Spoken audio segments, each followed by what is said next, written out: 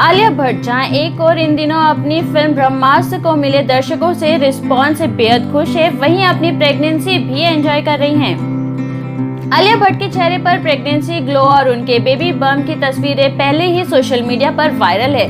कोई शक नहीं कि वो और भी खूबसूरत हो गई हैं। आलिया भट्ट और रणबीर कपूर जल्द ही पेरेंट्स बनने वाले हैं।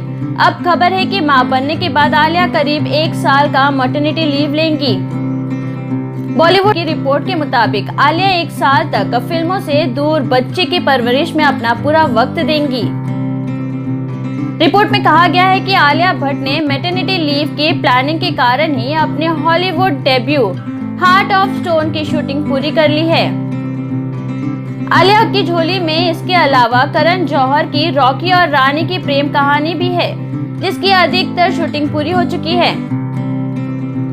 रिपोर्ट में कहा गया है कि फिल्मों से दूर डिलीवरी के बाद आलिया अपने ब्रांड एंडोर्समेंट और असाइनमेंट पर काम करना जारी रखेंगी।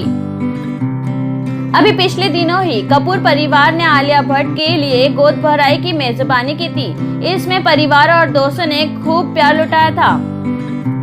मैटरनिटी ब्रेक से लौटते ही आलिया फरहान अख्तर की जी ले जरा की शूटिंग शुरू करेंगी। इसमें उनके साथ प्रियंका चोपड़ा और कटरीना कैफ हैं।